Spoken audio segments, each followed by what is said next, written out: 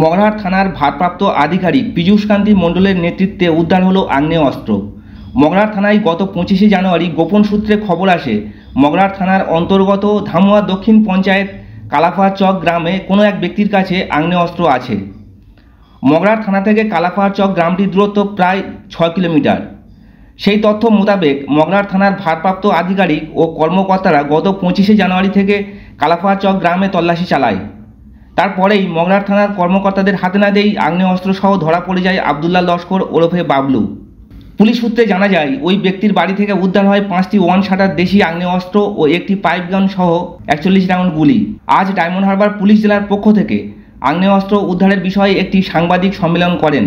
উক্ত সম্মেলনে উপস্থিত ছিলেন ডায়মন্ড হারবার পুলিশ জেলার অতিরিক্ত পুলিশ সুপার মিথুন কুমার দে, ডায়মন্ড হারবার মহকুমা পুলিশ আধিকারিক সাকিব আহমেদ, মগরাহাট জোনের সার্কেল ইনচার্জ রাজু স্বর্ণকার এবং মগরাহাট থানার ভারপ্রাপ্ত আধিকারিক পীযূষকান্তি মণ্ডল সহ মগরাহাট থানার 2 কর্মকর্তারা। মগরাহাট থেকে আনোয়ার হোসেন সর্দারের রিপোর্ট, দুয়ারে সংবাদ। আমরা সরাসরি শুনব ডায়মন্ড হারবার জেলা পুলিশের অতিরিক্ত পুলিশ সুপার মিথুন কুমার দে কি বলছেন। মগরাহাট থানাতে অতি সম্প্রতি আমরা আবদুল্লাহ লস্কর এলিয়াস বাবলু বলে একটা পুরনো ক্রিমিনাল, যাকে মগরাহাট থানা ট্র্যাকও করছিল, ওসির নেতৃত্বে একটা টিম অপারেশনাল ছিল।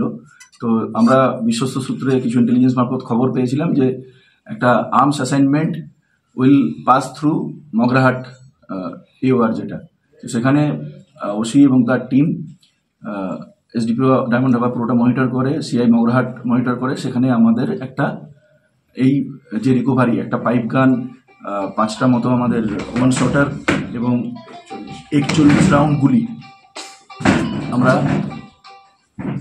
সিজ করতে সক্ষম হয়েছি। এবং আবদুল্লাহ লস্কর, যে এর আগেও আর্মস কেসে অ্যারেস্টেড হয়েছিল এবং আলিপুর জেলেতে প্রায় 6 বছর জেলবন্দিও ছিল, তাকে আমরা অ্যারেস্ট করতে সক্ষম হয়েছি। এখন পুলিশ কাস্টাডিতে আছে আবদুল্লাহ লস্কর। আমরা ইনভেস্টিগেশনটা আরও এগিয়ে নিতে চাইছি। এখানে যা যা অ্যাসপেক্ট হওয়া সম্ভব, এখানের আর্মসের যা সোর্স, এই র্যাকেটে কার কি ইনভলভমেন্ট আছে, রুটটা কি আছে, সব everything will be duly explore. আর আমরা একদম শেষ পর্যন্ত এটা যাব। ধন্যবাদ স্যার। কি কোনো কারবারি ছিল অস্ত্রের? কারবারি তো ডেফিনেটলি, এর আগেও যেটা জন্যই বললাম যে অ্যান্টিসিডেন্টসও সেটাই বলছে যে এর আগে 6 বছর তো ও আলিপুর জেলেই ছিল। তো ন্যাচারালি সেটা ওসি এবং তার টিম সেটা নজরদারি চালিয়েছে আগাগোড়া, সেখান থেকে আমরা এই সাফল্যটা পেয়েছি। এবং আগামীতে আরও ওর যা যা যেখানে ক্রনি আছে এবং কতদূর এখানে অপারেশনাল জোন কতটা কি আছে, সবগুলো দিক আমরা আরও বেশি খতিয়ে দেখব। ফার্দার ইনভেস্টিগেশনে যদি কোনো ডেভেলপমেন্ট থাকে, we will let you know. Thank you.